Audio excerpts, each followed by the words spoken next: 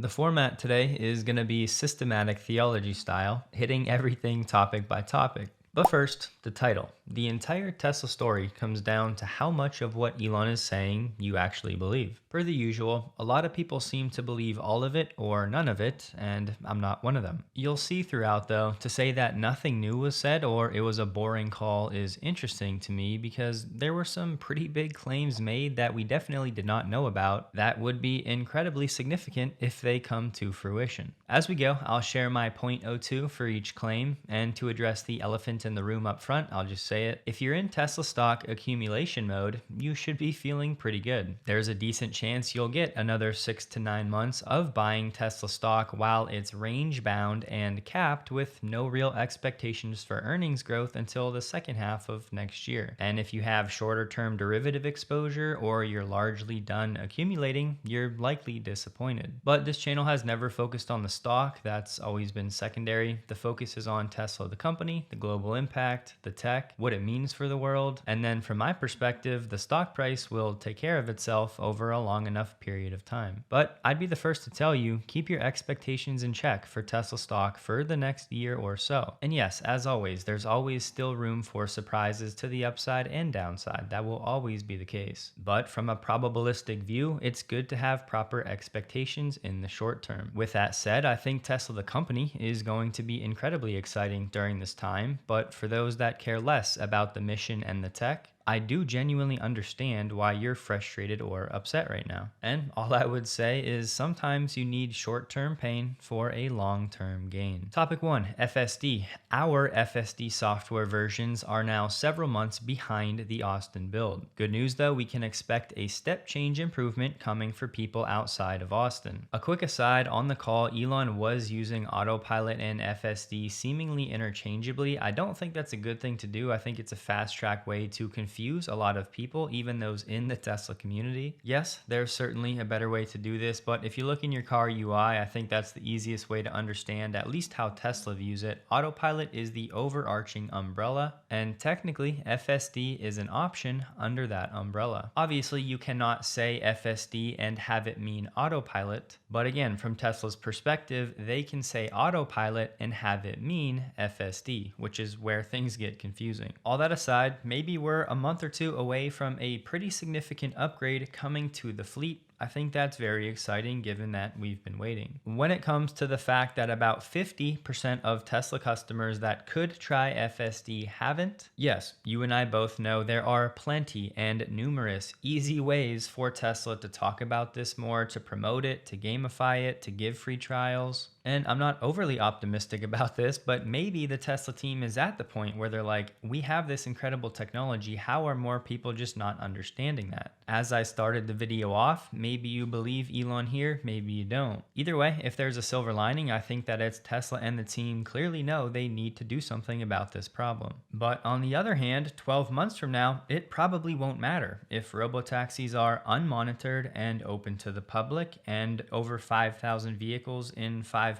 states, the story will be very different, and I don't think those targets are unreasonable. But yes, I'd like to see Tesla do more to push and market this feature. And before you say it's not worth $100, it needs to be unsupervised, I obviously know and hear all of that, but my argument is just these people aren't even trying it. If they try it and think it's a waste or don't find value, great, that's their choice. But to not even know that it exists and to never experiment even for a few weeks is just crazy to me. And simple things like this, gamifying the system so every mile a customer rides on FSD, they unlock a new reward. More free trials, a cheaper option, a per mile option. Numerous options here, and yes, they'd all take a bit of software work to implement, but even prominent videos and explainers in the UI or messages in the app. The options are out there, we all know it, we'll see what Tesla does. I'd like to explain something when it comes to what Elon said about potentially being able to 10x the parameter count instead of just the 4 or 4.5x that we were expecting. This gets tricky to do because of memory bandwidth limits, but the good news is Elon and the team clearly think there's still still a lot of improvement on the existing hardware. And part of this will apply to you Hardware 3 owners too.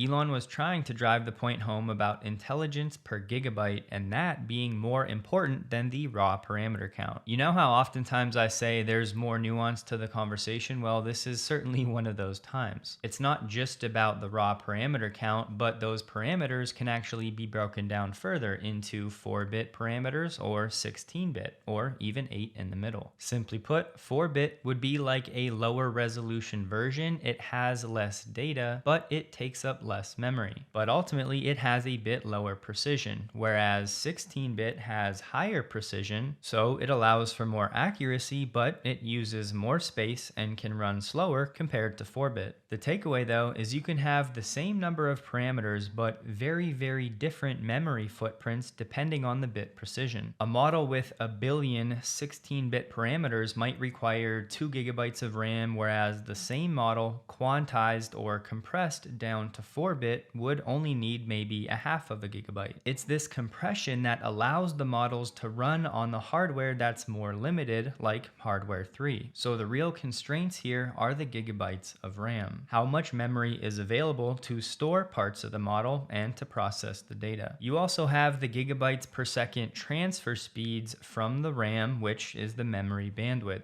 It's basically just the speed at which data, like the parameters and inputs, can be moved to the processor, like AI4. So slow bandwidth creates bottlenecks for this inference compute, meaning slower decision making for FSD. But the key point here, just focus on intelligence per gigabyte, which I take to mean how many accurate predictions do you get for each gigabyte of memory used. It's about efficiency, not just scale. And cars will always have limited power, space, and cooling, which is why Tesla being great at inference efficiency with the highest intelligence density is so crucial. So if you want to know why Hardware 3 is more limited, it only has 8 gigabytes of RAM, whereas AI4 has 16. The storage on Hardware 3 is 64 gigabytes and it's 256 on AI4. Over the next few years, understanding this stuff is going to be more relevant to being a shrewd Tesla investor. Years back, it was understanding octavalves and NMC chemistries, cell form factors, agile manufacturing, and that's now hopefully understood and now the base. And over the next few years, we need to do our best to understand the details of the next phase within reason, which will be a significant part of my aim on this channel over that time and beyond. Another claim from Elon when it comes to FSD, unsupervised for personal use, available by the end of this year in certain geographies. He said not only that, but within a number of cities in the US, it'll be available to end users. So listen, frankly, I'm not even sure what to make of this at this point. Part of me knows Elon really believes it each time he says it, but I know too much about Elon's optimism with things like this. Is Tesla gonna be ready to take on all of that liability 5 months from now? Let's just say I have my doubts. Technically, could they? Yes, 100%. But should they? That's an entirely different question. For me, it's not something to rush because we all know what's going to happen the first time there's an accident. Elon also said Tesla will be delivering cars in the greater Austin area and the Bay Area by default from the factory by the end of this year. People can opt out if they want, but for a lot of people, they're just going to say, all right, Tesla, prove it. For you Hardware 3 owners that were hoping for an update, you certainly got it. It's very clear, but you probably don't like it. Tesla flat out said the plan is to get to unsupervised on Hardware 4 first. Then they'll go back and look at what they need to do with Hardware 3 cars. But this is where I want to make it clear, this does not mean that Hardware 3 won't get any updates until that's done. I still think it's reasonable to expect the Austin build update to make it to Hardware 3, perhaps a quantized version, which hopefully one or two of you understand a bit better now. It might just be a bit later than when Hardware 4 gets it.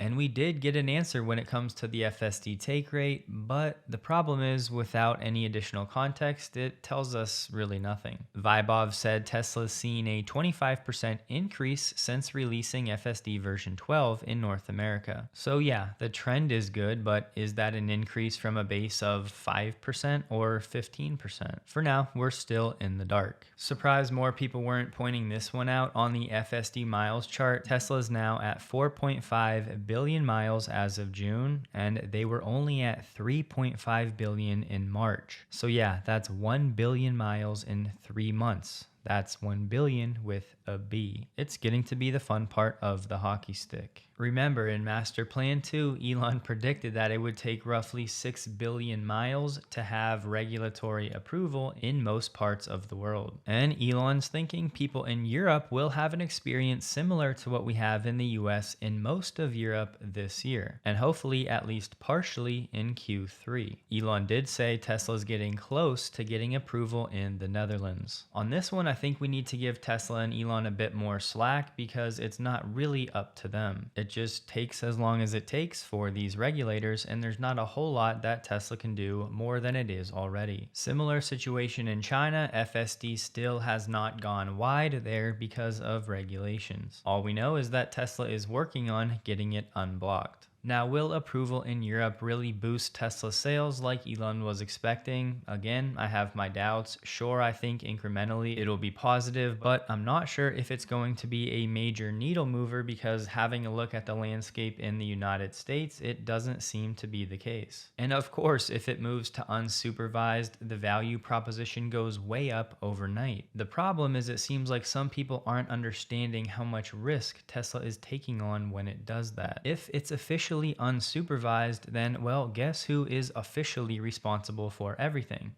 Tesla. And yes, they'll get there eventually. All I'm saying is it's not something that they need to rush. But on that point, I am certainly looking forward to this reduced nag as Tesla gets more confident about safety in different geographic areas. Tesla knows this is a common complaint and actually causes unique safety situations where people turn it off to check their phone and then turn it back on. Makes no sense. Speaking of things I'm guessing many of you think makes no sense, if Tesla would just offer permanent FSD transfer as an option instead of a demand lever, that would certainly boost the take rate a bit. My take, it's just all of this adds complexity to everything, and Elon and the Tesla ethos hates that. And they know they'll be fine just doing what they're doing now because their confidence in the tech is obviously sky high. They know what they have on their hands and they know what the future looks like. They may not be able to forecast accurately the next 6 to 12 months, but like Elon said, over the next few years, directionally, it's clear as day. And the thing is, it wasn't just Elon, but Ashok was quite bullish as well, and for me, that's all I need to hear. Speaking of FSD, it's funny how spoiled I've become. Here I am with my car driving me, and I have days where I'm mildly frustrated about not getting a new software update for the past few months. The Austin build coming to my car is going to feel like Christmas, but until then, I'll focus on enjoying this, just like I'm still enjoying my AG1, the sponsor of this video. If I could give you one piece of health advice other than trying AG1 Next Gen and the new formula, it would be to get your blood work done for whatever your risk factors are, but also for something like a metabolic vitamin deficiency panel. I'm just saying, just because you feel normal doesn't mean your levels are. And I'm sure at least some of you struggle with fatigue or poor digestion or any number of common issues that can stem from a lack of vitamins, minerals, and probiotics. And listen, I don't want to sound like a broken record, but I have to say it. I've had seasons where AG1 is not a part of my routine and seasons where it is, and just straight up, I absolutely prefer the seasons where it's part of my daily routine. So if you'd like, check it out for yourself for a few months and see what you think. You can head to drinkag1.com/electrified or use my QR code on the screen to get 5 travel packs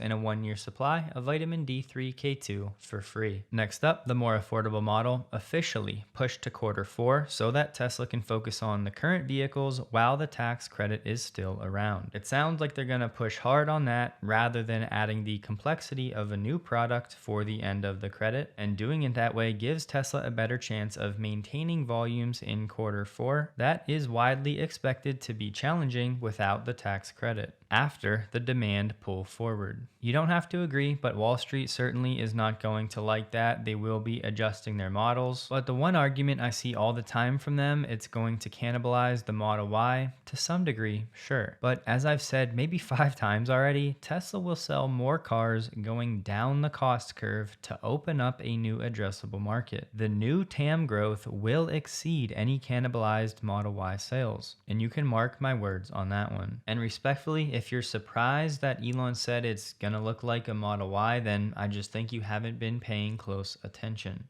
Here's the thing though, my parents think a Model 3 looks like a Model Y, and I know there's plenty of other people that aren't Tesla fans that would say the same thing. So just because it looks like a Model Y doesn't mean it is a Model Y. I'm just saying there's still plenty of room for some surprises to the upside with this one. One of those being price. How low can Tesla take this? That's going to be a big determining factor for how large that TAM can grow. Another reason this should not have been a surprise, Tesla has flat out told us part of the reason they're doing this is to improve their efficiencies on their existing lines. They have roughly another 1 million units of capacity, and doing this is going to help them leverage those existing lines. Most of the slide deck did call out models plural in the back half of this year, and the one time it didn't was just talking about the more affordable model that Tesla has begun some level of production of toward the end of Q2. Just don't forget, we should be expecting models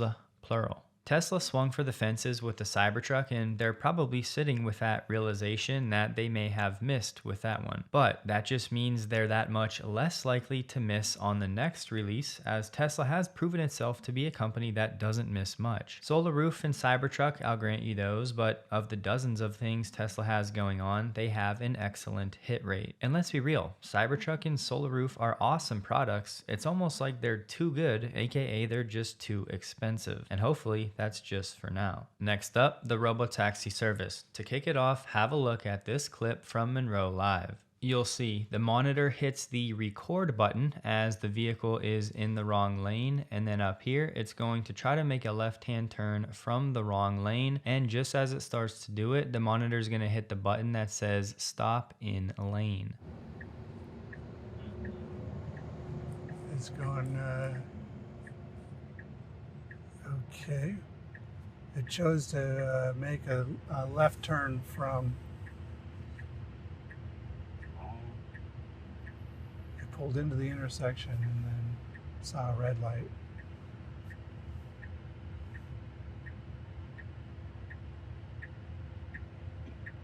Does the Robotaxi score happen? Can you navigate us out of this intersection, please? Yes, do that. Give me 1 moment.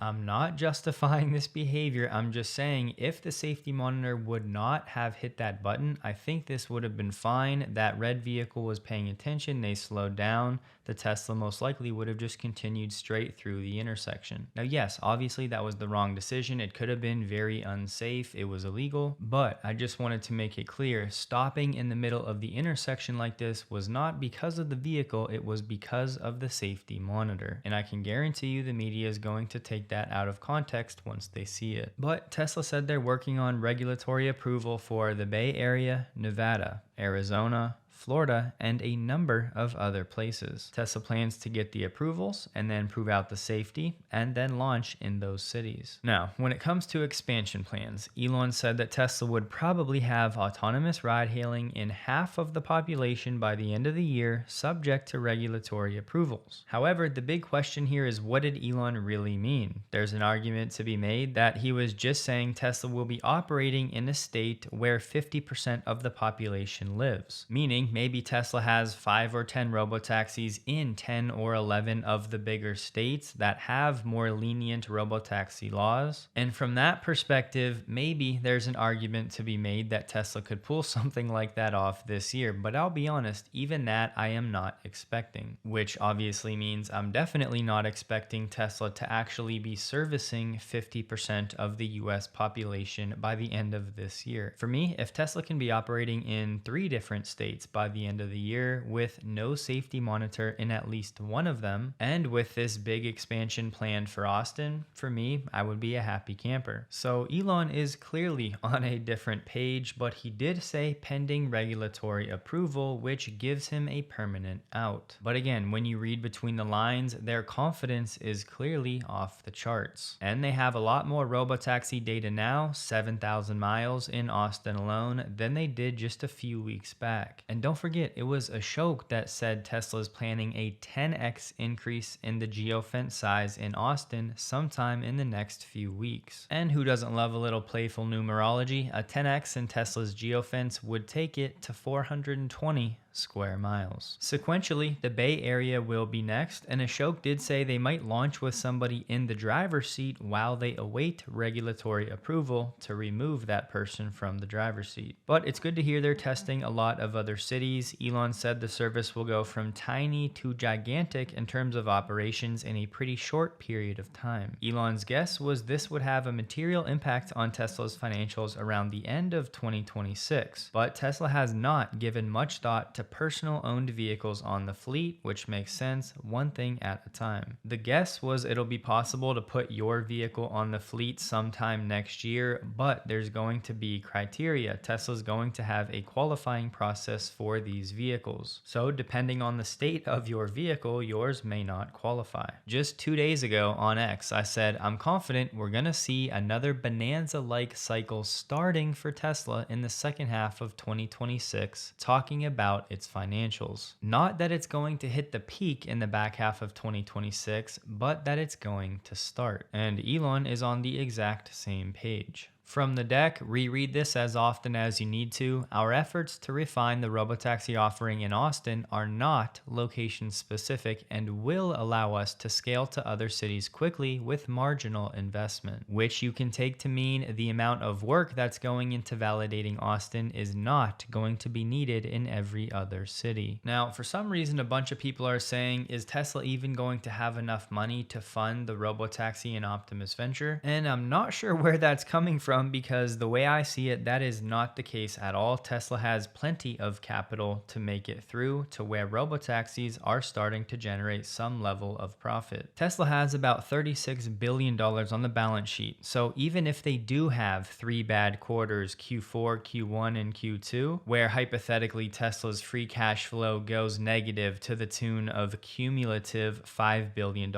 which I will say would feel like a worst case scenario, it's still not the end of the world. That would only be about 14% of the cash Tesla has available. And Tesla said on the call they're willing to fund themselves through the balance sheet if need be. Maybe part of the disconnect comes from here. Remember, free cash flow is what's left after your capital expenditures. So Tesla is spending that roughly $9 billion per year on CapEx and still generating positive free cash flow. Now, yes, I'll grant you the trend over the last 2 quarters is not good. They've gone from about $2 billion in Q4 to $660 million in Q1 and down to $146 million in Q2. I think Q3 is going to be strong with a pull forward of demand, but starting in Q4, could free cash flow go negative? Sure. But as I said, even if it does for a few quarters, Tesla has plenty of cash available. But overall, Tesla should have no problem funding itself through this rough patch if it comes to get to the other side, which is going to be a post-autonomy company. On the regulatory credits, I don't care what anybody else says. I do my own research and come to my own conclusions. I am expecting this number to keep trending down, not linearly, but on a trailing 12-month basis, I'm confident the trend will be down over the next 12 months. Vibov called it out, Elon called it out, so unless something turns around in the courts, that's my expectation. Next up, sales. Back to Elon's point about a few rough quarters, if you go back and see why he said that, it's because Tesla is going to lose a lot of incentives in the US. And even he acknowledged, we do have incentives in many other parts of the world, but we're going to lose them in the US. And I know a big part of that is the tax credit, but I think he's implying the regulatory credits as well. Not that they're going to go to zero, but just that they're going to begin trending down. And I'll say it one more time, it doesn't have to be linear.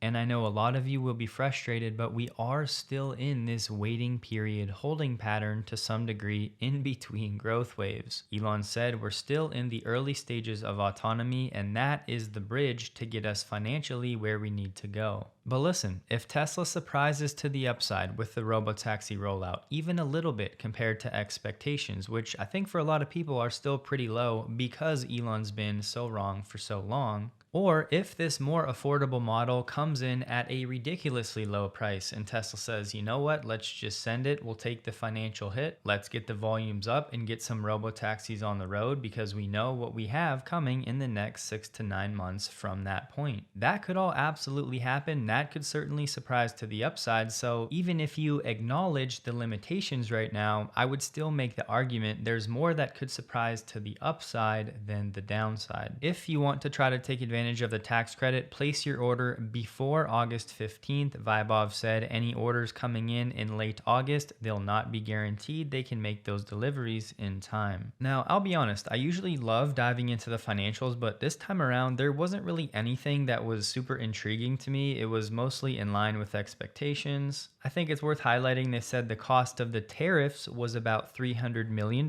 for the quarter sequentially, and 2/3 of that was on automotive. The rest of that was on the energy side. And again, a critical headwind to keep in mind, Vibov said the full impacts are going to come through in the following quarters, so costs will increase in the near term, which also certainly contributes to Elon's comments on having a few rough quarters potentially starting in Q4. Next up, compute. On the slide deck, I'm guessing at least a few of you saw this discrepancy and I wanted to explain it. The chart, Tesla's AI training capacity ramp through the end of September, shows the current status of the existing capacity at about 105,000 H100 equivalent GPUs. Then on the left, Tesla said we expanded AI training compute with an additional 16,000 H200 GPUs in Austin, bringing Cortex to a total of 67,000 H100 equivalents. So Cortex is at 67,000, but the chart says Tesla's at 105,000. The difference is on this spreadsheet, which I am going to make public. I just need some more time with it. But the difference is Tesla using AI4, Dojo 1, and eventually AI5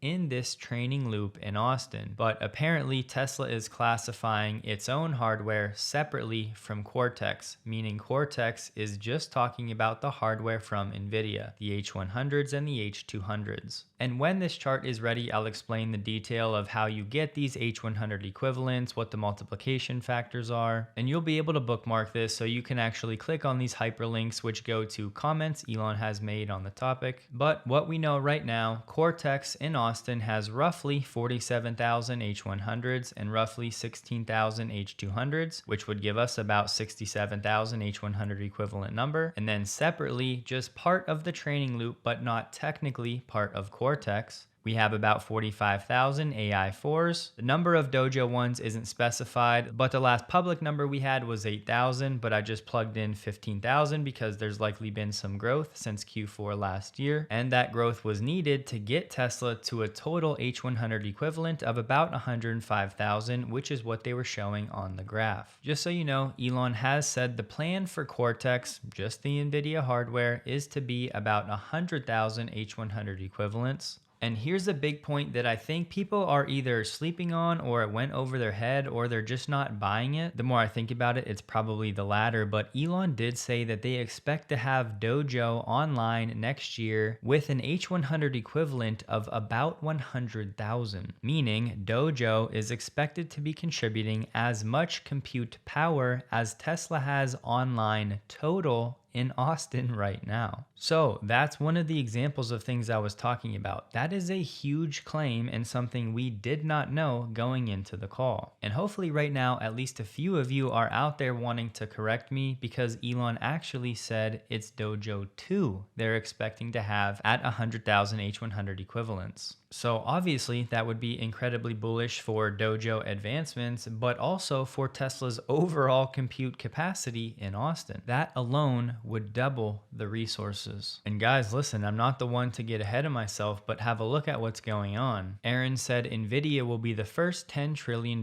company. Then Mike Liberator from XAI said equivalent is the key word, because Aaron was quote posting Elon talking about that 50 million unit goal of H100 H100 equivalents for XAI within 5 years. What Mike was saying was that Tesla and XAI are not only going to be buying NVIDIA hardware to hit that goal. So what else might they use? Well, it's a 4-letter word and it rhymes with Rojo. Chamath said as much on X, and he said it not once, but twice. So are we trending toward a world where XAI buys Dojo compute resources from Tesla? It really would not surprise me, especially given what Elon just said about Dojo 2 and next year, which, you guessed it, takes us back to the title of the video. Are you buying in? And if so, how much? And no, I don't mean with the stock, I mean with Elon's predictions. Just questions you have to answer for yourself. Don't let anyone else answer them for you. I told you I'd give you my 0.02 along the way for whatever it's worth. It's really not that much of a stretch goal. Tesla already has in the neighborhood of 15,000 H100 equivalents from Dojo 1 online, and Elon said sometime next year, so that gives him almost 18 months. But it's really not outlandish, and as I keep saying, Tesla is going to learn so much from Elon and the XAI team. So on this one, I have about a 75% probability that this outcome is hit. Now, not as bullish on the inference compute side. Elon said the AI5 chip will be hopefully in volume production by the end of next year. Whereas going into this call, the expectation was that it would be in volume production by the end of this year. So that's basically a 1-year delay of AI5 making it to the Tesla fleet. One other comment Elon made nobody's really talking about, he said for Dojo 3 and AI6, it seems like we want to try to find convergence where it's basically the same chip.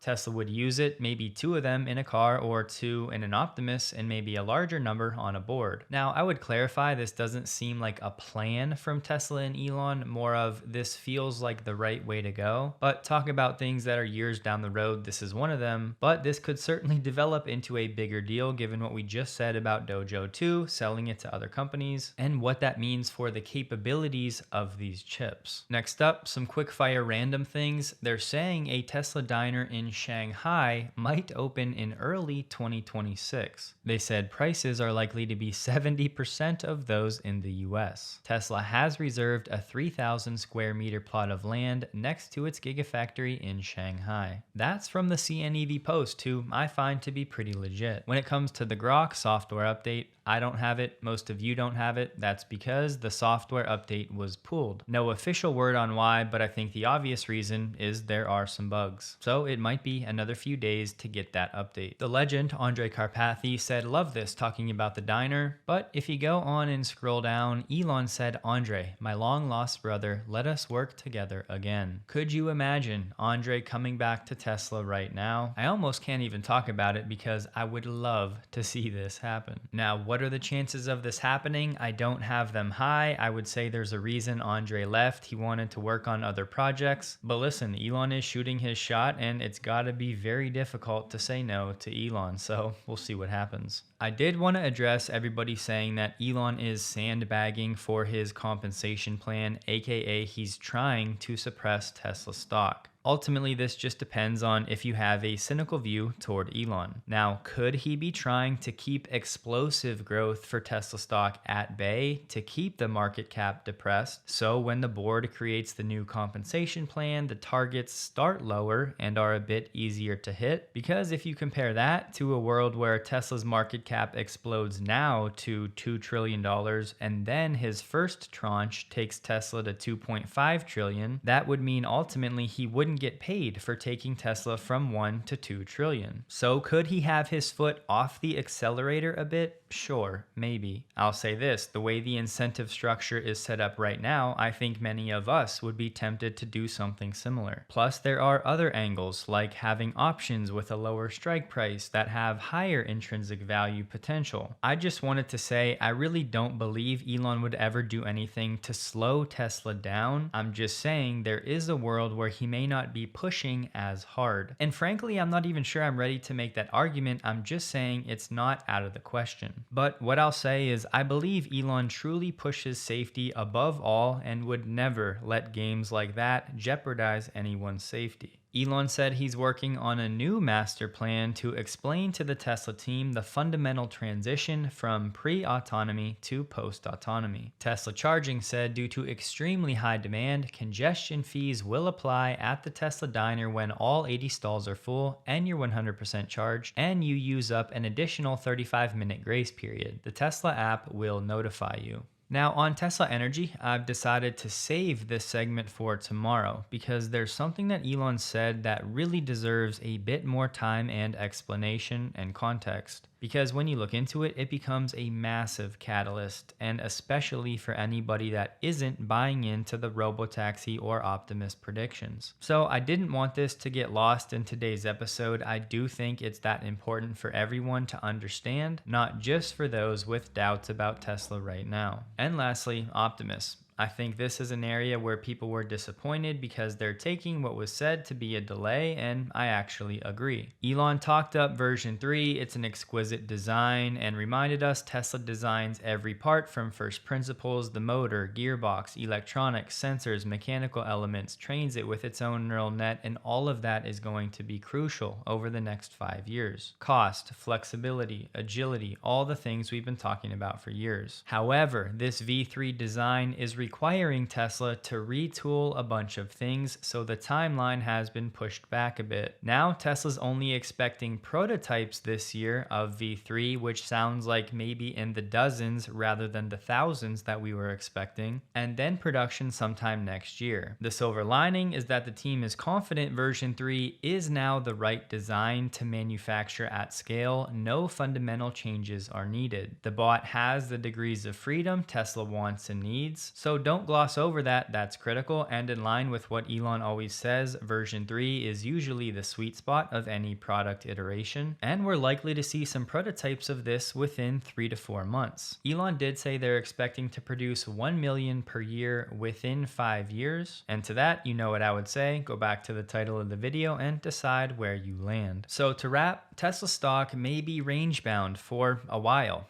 6 to 9 months. There's not a lot of excitement for financials or high expectations over the next year, which we know that's all Wall Street cares about. But there should be plenty of excitement for the business model and expanding robotaxi operations over that same time. The problem is that won't impact financials for a year plus. Paired with Optimus being pushed back, the more affordable model being pushed back, Hardware 3 answers you didn't really want to hear. As I said at the outset, if you're disappointed, frustrated, let down right now, whatever, I genuinely do understand it, and as a bull, we have to at least acknowledge these drawbacks. Just don't forget, it's okay if you acknowledge drawbacks and negative things for parts of Tesla business, and you don't let that ruin your view of other parts of Tesla's business. To be a great investor and really just a thinker in general, you have to be able to keep your emotions out of it and evaluate each business line and each prediction on its own merits. Don't let your frustration with one business line cloud your judgment of all the other ones. Because the way I see it, we may be back in line to do some waiting for financials in certain business lines, but there's still reason for very real excitement and anticipation for Tesla to surprise on the upside, specifically with the robotaxi expansion. I mean, just think about it in your head. What if Tesla 10X's the Austin geofence mid-August? Then they launch in the Bay Area in September, and then one of Arizona, Florida, or Nevada by December. And at some point during that time frame, they remove the safety drivers in Austin. I really don't think that's a far-fetched scenario, and it seems to be a lot more conservative than what the team thinks they can do. And if my outcome plays out, it's going to be a materially different conversation than we're having right now, and I think that would ease a lot of Wall Street's concerns about expansions and the safety monitor. So it's time for Tesla to keep proving it and ensuring that the doubters end up with more egg on their faces. Tesla stock closed the day at $305.30, down 8.2%, while the NDX was up 25 basis points. The volume was 55% above the average. Don't forget, check out AG1 Next Gen linked below for anybody interested, and as always, thank you for supporting the channel in this way. Hope you guys have a wonderful day. Please like the video. If you did, you can find me on X linked below, and a huge thank you to all of my Patreon supporters.